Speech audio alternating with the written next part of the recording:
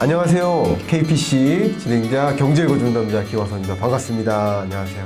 우리 송재경 센터장님 모셨는데요. 인사 한번 부탁드립니다. 네, 안녕하세요. 흥국증권 리서치센터장 송재경입니다. 네. 만나서 반갑습니다. 요즘 가장 뜨는 직업, 많은 사람들이 너무나 원하는 직업, 이코노미스트 또 그 센터의 리서치 센터의 센터장을 역임하고 계신데요. 한때는 뭐 이렇게 그 요리사들이 많이 이렇게 되고 싶은 직업 뭐 이러다가 코로나19 팬데믹 이후에 많은 투자 열풍이 불면서 아무래도 어떻게 하면 이 증권사 리서치 센터에서 일할 수 있느냐, 어떻게 하면 센터장이 될 수 있느냐, 뭐 이런 질문들을 많이 갖고 계신 것 같아요. 혹시 그 부분 어떻게 생각하세요? 그런 현상? 이게 아시겠지만 아마 제가 그런 뉴스를 봤던 것 같습니다. 대학생들이 가장 선호하는 직업 뭐 네. 이런 거 할 때가 보통 그때가 그 중에 그래서 애널리스트라는 직업이 1순위가 됐을 때 네. 시장의 꼭지인. 그렇죠. 네네네. 그렇죠. 그리고 제 기억에 아무도 주식시장을 쳐다보지 않을 때 네. 애널리스트가 제 기억에 저 바닥에 있었습니다. 직군으로 해갖고. 예. 그러니까 제가 이게 농민분들을 폄하하는 건 아니지만 네네. 진짜로 그때 소위 1차 예. 산업인 농업 네. 이쪽보다 더 아래쪽에 있었던 적도 그러세요? 있었습니다. 이게 그러셨어요? 이제 거의 10년 단위로 맨 위로 갔다가 맨 아래로 갔다 하기 때문에 네. 그 말씀을 주시는 걸 보니까 이게 조금 걱정되는 예. 상황이지 않은가. 오늘 말씀하신 이후에 또 주가가 폭등하면서 또 리서치 센터에 대한 또 취업 열기가 또 집중되고 뭐 그렇게 하지 않을까. 네네. 뭐 그런 생각도 좀 듭니다. 네네. 그냥 내친 김에 이런 질문도 드려보고 싶어요. 저도 이제 조직에 있으면서 우리 후배 연구원을 이제 채용을 해야 될 때 면접관으로서 누구를 어떤 동목을 갖고 있나 이렇게 보면서 이제 경제연구원의 연구자를 이제 채용하고 뭐 이렇게 했었던 기억이 갑자기 나는데 네네. 센터장님께서도 결국 이 증권사 리서치 센터의 센터 구성원을 채용하려면 네네. 또 고용주 같은 그런 입장에서 또 선택하실 거 아니에요? 네, 맞습니다. 또 어떤 것들을 주로 고려하시나요? 일단 좀 리서치 센터에 이제 신입 직원으로 들어오는 거 보통 RA라고 표현하죠. 그렇죠. 리서치 어소시에이트 하는 네. 직업으로 들어오는 거 이제 목표는 애널리스트가 되는 게 이제 보통 목표로 그렇죠. 잡고 있고요. 예. 그래서 보통 그런 친구들은 요즘에는 저도 사실 애널리스트 될 때만 해도 벌써 20여 년 전이 넘은 아주 옛날이기 때문에 네. 특별히 이제 이것을 직업으로 생각하고 시작된 건 아니었는데. 그게 아니셨어요? 예, 예. 근데 지금은 이미 충분히 시장에 많이 알려져 있어서 저희 대학생분들이 이미 대학교 1학년 때부터 투자 동아리라는 것들을 맞아요. 보통 활동들을 많이들 하세요. 그렇게 네. 하면서 그러니까 이쪽 분야로 오고 싶어하는 것들이 있고요. 네. 이제 다만 이제 그 옛날보다는 그러니까 소위 리서치 센터 애널리스트가 고액 연봉, 네. 엄청난 이제 장밋빛 이런 것들은 어찌 보면은 픽아웃을 좀 해서 네.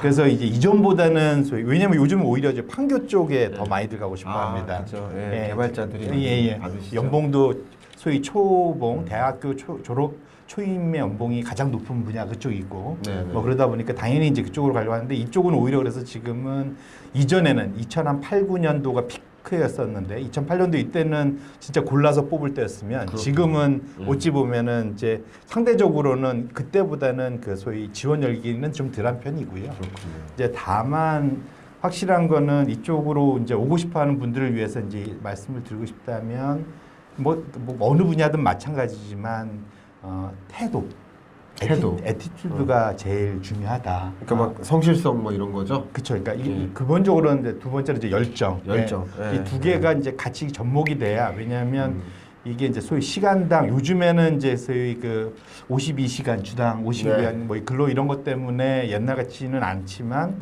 사실은 시간당 임금이 제일 낮은 업종.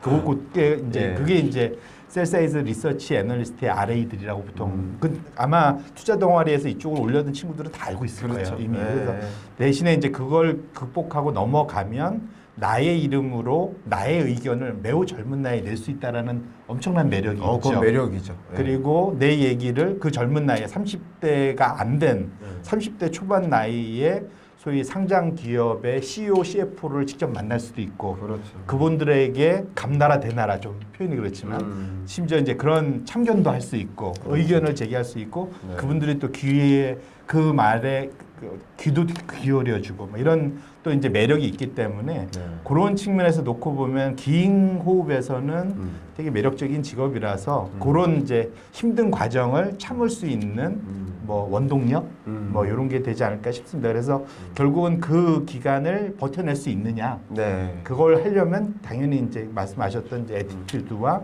이 직업에 대한 열정 이런 것이 같이 있어야만 또 그런 것들이 보이는 친구들을 저희가 뽑게 돼 있거든요. 그러시겠네요. 예, 네. 그런 것들을 좀 오랜 시간 이 업계에서 경험을 하시면서 네. 그런 것들을 많이 중요하게 보시는 네네. 예, 그런 관점이 있으시겠네요. 물론 뭐 저랑 완전히 비슷하거나 똑같지는 않지만 저도 이제 국책이나 이런 민간 경제 연구소들을 계속 거치면서 연구원들 혹은 이제 리서치 센터의 애널들이 가질 수 있는 장점 중에 하나가 자기 발전과 조직의 발전이 일치해요. 맞습니다. 네. 자기가 좋은 보고서를 쓰면 그만큼 자기가 알려져요. 언론에도 알려지고 자기가 많이 불려지는 거죠.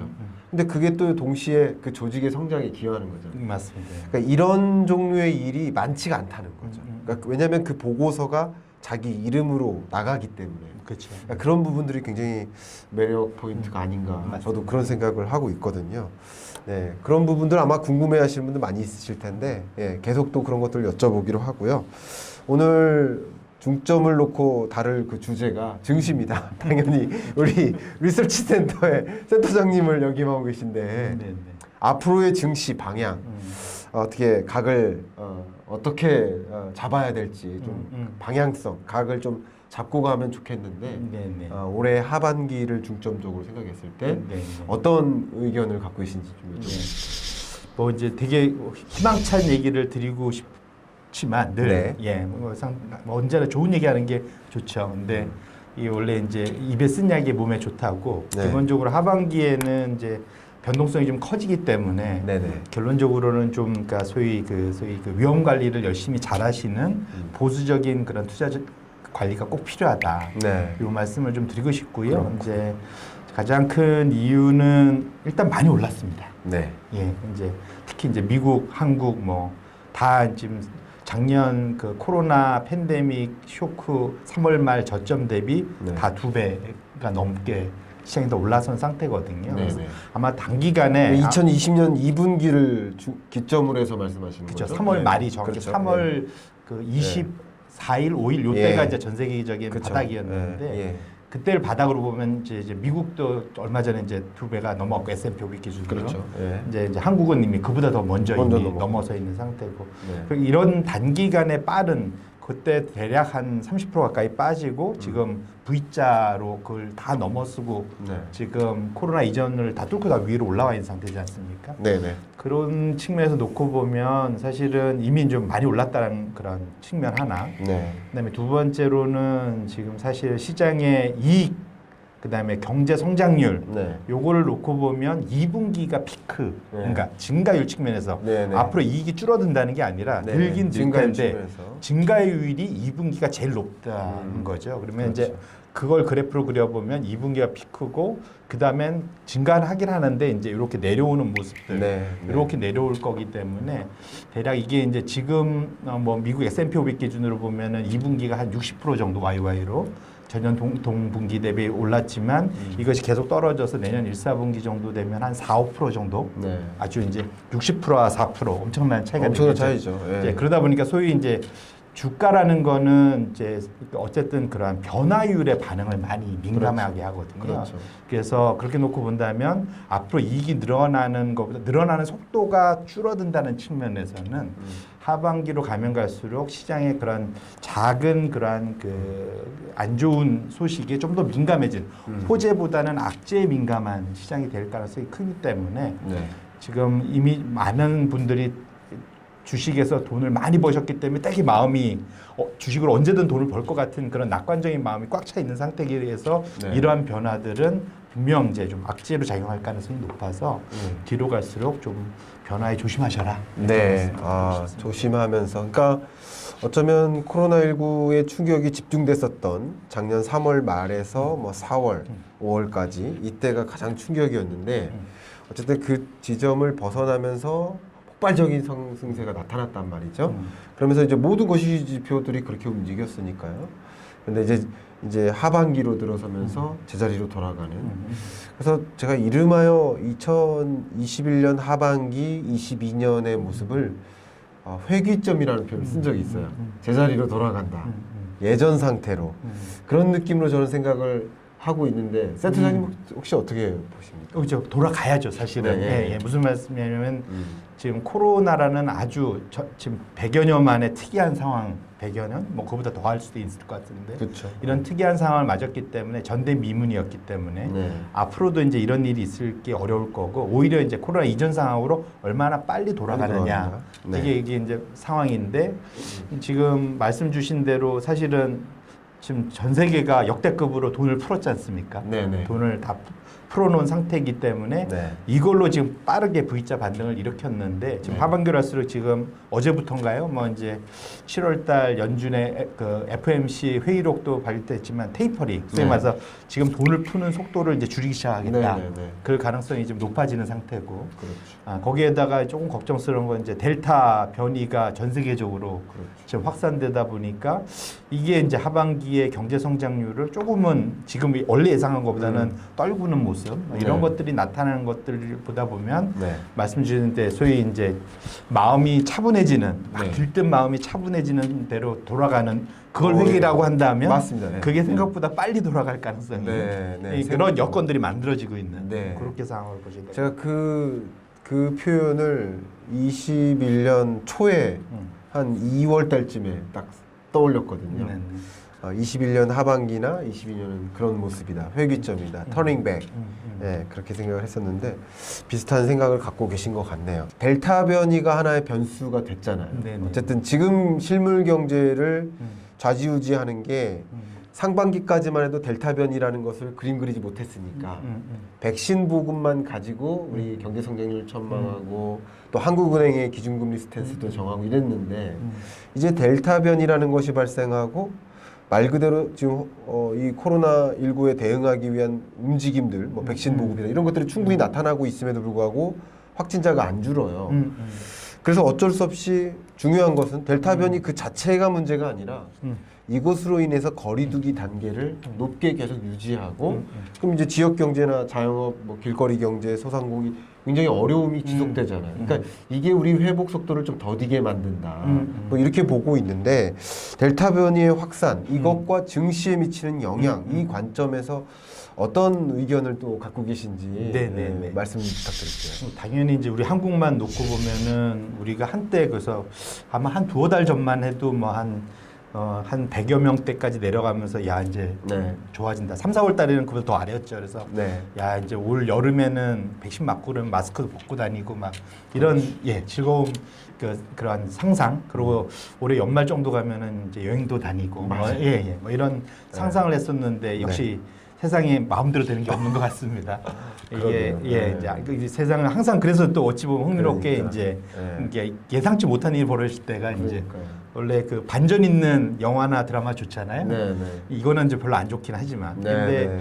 다만 이제 저는 이제 그나마 이제 희망을 갖고 있는 거는 네네. 작년 이맘때하고 지금하고 가장 큰 차이는 네. 작년에는 그래도 백신이 없었고요. 예. 지금은 백신이 있습니다. 그렇죠. 그리고도 큰 차이는 소위 돌파 감염이라고 해요. 그래서 백신 걸린 사람조차도 네. 그러니까 백신을 접종 맞은 1, 2차 완전히 맞은 분들도 이제 그 코로나에 걸리는 게 돌파 감염이지 않습니까? 그렇죠. 그런데 다행스러운 거는 백신을 맞은 분들은 돌파 감염이 일어나도 증증까지는 안 간다는 거죠. 그죠. 이게 이제 그 사실은 포인트죠. 작년하고 이번하고 가장 큰 차이인 것 같아요. 그래서 결론적으로는 지금 사실은 문제가 벌어지고 있는 것들이 특히 이제 전 세계 넘버원 경제인 미국이 네. 최근 들어서 약간 깜짝 놀라고 걱정하는 이유가 네.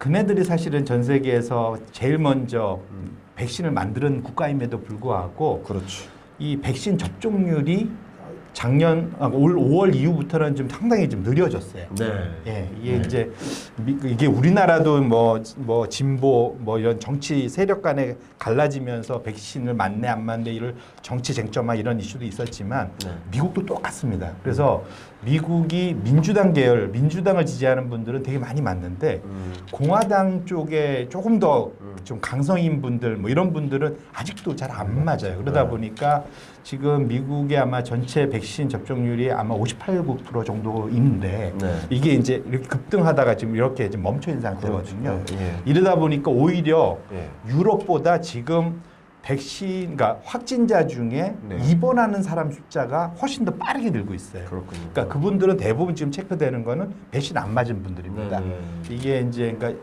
미국도 이제 50여 개 주 중에서 그러니까 공화당이 특세하는 주에서 또 이런 일들이 좀 많이 지금 일어나고 있거든요. 그래서 안타깝습니다. 그래서 근데 그 심지어 거기에 플러스 이제 이스라엘 같은 케이스도 전 세계에서 지금 백신을 제일 많이 맞았다라고 그렇죠. 네. 얘기를 하고 있는데 네. 의외로 지금 사실은 또 많이 나와요. 거기는 네. 또 거꾸로 지금 너무 빨리 맞아갖고 네. 지금 보니까 이게 그 한 6개월 정도 지나면은 백신 효과가 지금 떨어지다 보니까 이제 이런 현상이 나타난다고 합니다. 그래서 결론적으로는 백신을 빨리 맞아야 되고 자주 맞아야 되고. 그렇죠.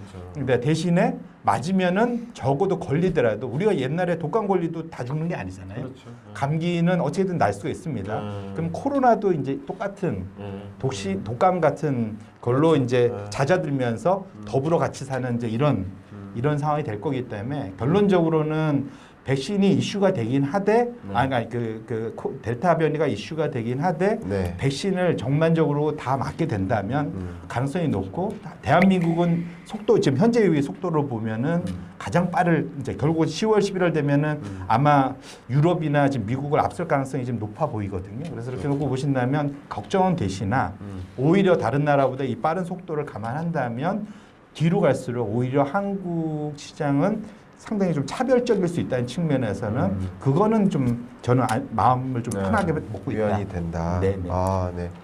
저도 개인적으로는 뭐 저도 의학 전문가도 아니지만 이 델타 변이를 그냥 코로나19로 보지 않았으면 하는 생각도 있어요. 그냥 코로나19가 아니라 뭐 델타라는 또 다른 바이러스로 보고 델타만큼은 그냥 무시하면서 살면 어떨까 하는 뭐 그런 개인적인 잘 모르는 사람으로서 그런 생각도 하고 있는데 지금 센터장님께서 말씀 주셨던 것처럼 경제 여건의 그 상승폭이라든가 그 증가세 이런 여러 가지 지표들의 움직임이 거세진 않고 코로나19 이전 수준으로 완만하게 돌아가는 느낌, 증가율이 둔화되는 느낌, 증시도 그러할 것이라고 했고 또 통화 정책도 다소 긴축적으로 조금씩 전환되는 흐름. 다만 델타 변이가 굉장히 위협적으로 증시에 영향을 미치지는 않을 것이다. 이런 말씀. 네. 제가 아마 지금 말씀을 잘 들어보니까 그렇게 요약이 되는 것 네, 같습니다. 네, 네. 그러면 이렇게 여러분 증시에 대한 판단 어떻게 각을 잡고 가실 것인지 지금 제가 요약해드린 이런 식으로 각을 잡고 마무리하면 어떨까 생각합니다. 자, 그러면 오늘 홍재경 센터장님과 함께한 첫 번째 KBC 1편 마무리하도록 하겠습니다. 감사합니다. 고맙습니다.